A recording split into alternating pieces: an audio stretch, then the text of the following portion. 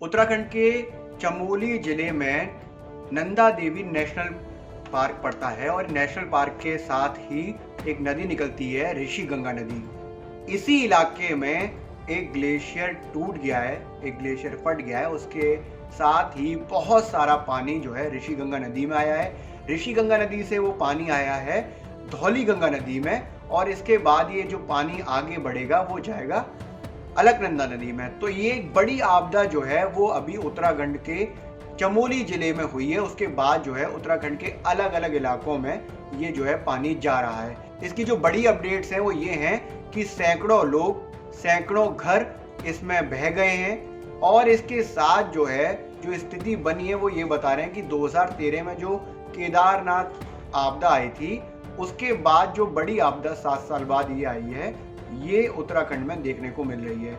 ये मैं आपको मैप के जरिए समझा सकते हैं कि ये हुआ कैसे है। तो ये रेणी है, रेणी एक गांव है चमोली जिले में, यहीं आपदा हुई है। ये इलाका वही है, रेणी में जो गांव है यहीं पर धौली गंगा नदी और ऋषि गंगा नदी मिलती है। ये आगे चलकर जो पानी जाता है जोशीमठ, तो इस इलाके में काफी ज्यादा तबाही हुई है। इसके बाद ये पानी नीचे आता है कर्णप्रयाग, रुद्रप्रयाग। इसके बाद ये आगे पानी आता है श्रीनगर। यहाँ पर डैम है, तो डैम के जरिए पानी का फैलाव कर दिया जाता है। तो अब बताया जा रहा है कि काफी ज्यादा जो फ्लो है पानी का वो शांत हुआ है, निचले इलाकों में धीमा पड़ा है। लेकिन ये जो पानी आगे चलेगा वो चलेगा देवप्रयाग, यहाँ अलकनंदा गंगा में मिलती है, गंगा नदी में मिलती है। रेणी में एक पावर प्लांट है, पावर प्लांट का नाम है ऋषि गंगा, नदी के नाम पर ही ऋषि गंगा पावर प्लांट है। और इसमें करीब 150 लोग, 150 मजदूर काम कर रहे थे और बताया जा रहा है कि 150 के 150 बह गए। और अभी तक जो कैजुअलिटीज हैं वो क्लियर नहीं हो पा रही हैं, अलग अलग आंकड़े आ रहे हैं। इसलिए हम आपको पूरी कैजुअलिटीज इसलिए नहीं बता रहे क्योंकि जो साफ आंकड़ा होगा वही आपके लिए सेफ होगा। ये ऋषि गंगा पावर प्लांट है क्या है ये आप समझ लीजिए। तो ये जो रेणी इलाका है जहां पर धौली गंगा नदी और इसके साथ ही ऋषि गंगा नदी ये मिलती है, यहीं पर ये पावर प्लांट है। यहीं पर इसको व्यापक स्तर दिया जा रहा था, इसको बढ़ाया जा रहा था, इसके विस्तार का काम हो रहा था इसी पावर प्लांट के। इस पावर प्लांट में जो अभी स्थिति है वो ये है कि इसमें जो बिजली बनाने का काम है वो काफी डिफरेंट तरीके से होता है। जो सामान्य तौर पर काम होता है बिजली बनाने का पावर प्लांट्स के जरिए, उसमें ये होता है कि पहले डैम बनाया जाता है, डैम से पानी को टरबाइन पर डाला जाता है और उसके बाद बिजली बनाई जाती है। लेकिन जो रेणी में ऋषि गंगा पावर प्लांट है जो पूरी तरह से तबाह हो गया इस आपदा में, उसमें क्या था कि उसमें पानी के फ्लो यानी कि जो वाटर फ्लो होता है उसको ही डायरेक्ट टरबाइन पर डालकर बिजली बनाने का काम किया जा रहा था।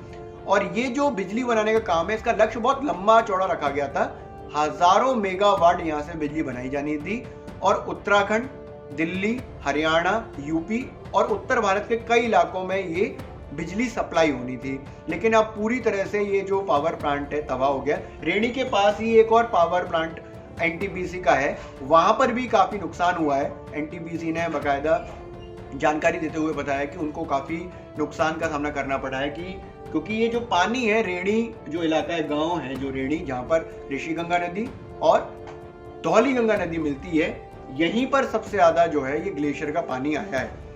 अब इसमें एक और जानकारी हम लोग ले लेते हैं कि ये जो पावर प्लांट है जिसमें बिजली बनने का काम होना था और इसको विस्तार दिया जा रहा था, इसके व्यापक स्तर को बढ़ाया जा रहा था।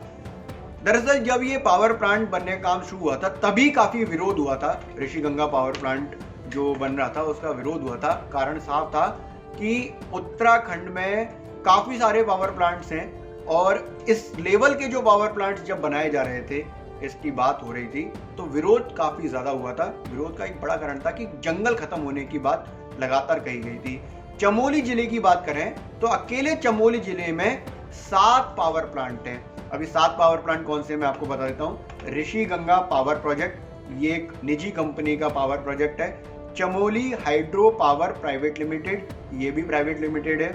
Vishnu Prayag hydro electric project, Birahi Ganga hydro power, जल विद्युत निगम, ये 5 तो हो गए।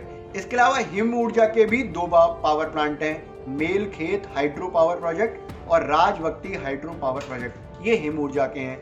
तो आप देखेंगे कि एक जिले में, क्योंकि ये जो चमोली जिला है ये काफी ऊंचाई पर है उत्तराखंड में, और यहीं पर जो 7 पावर प्लांट्स हैं, 7 पावर प्लांट से बहुत ज्यादा बिजली उत्पादन का लक्ष्य है। ऋषिगंगा प्रोजेक्ट को इसलिए इंपॉर्टेंट या खास बताया जाता है हमेशा, या बताया जा रहा था, क्योंकि इसमें बिजली बनाने का जो तरीका है वो आम पावर प्लांट से काफी डिफरेंट है।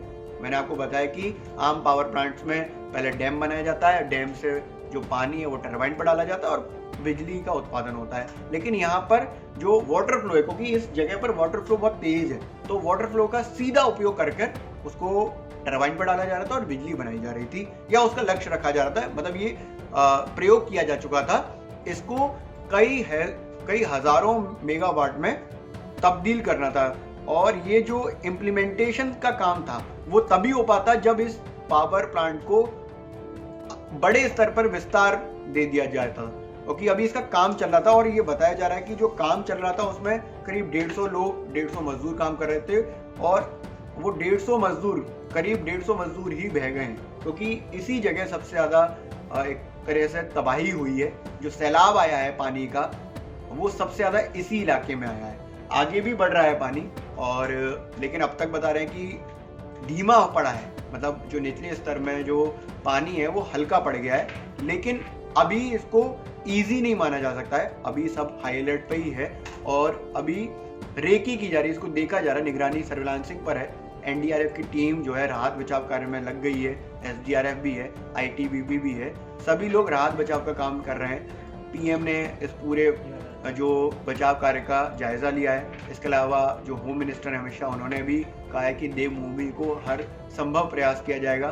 सीएम जो है उत्तराखंड के त्रिवेंद्र सिंह रावत, वो मौके स्थल पर पहुंच गए हैं। इसके अलावा यूपी के जो सीएम है योगी आदित्यनाथ, उन्होंने भी कहा कि क्योंकि गंगा किनारे अगर पानी आएगा तो वो वहां भी इफेक्ट कर सकता है, इसलिए जो यूपी में गंगा किनारे जो जिले हैं उनको अलर्ट पर रखा गया है। उनके डीएम से बात करिए, योगी आदित्यनाथ ने कहा है कि इसको ध्यान में रखा जाए कि किस तरह से पानी बढ़ रहा है और किस तरह के नुकसान हो सकते हैं, और जो किनारे के इलाके हैं, गंगा किनारे के इलाके हैं, उस पर क्या हम कर सकते हैं, उस पर काम क्या कर सकते हैं। अगर लोगों को निकालना है बचाव कार्य में तो उनको निकाला जाए।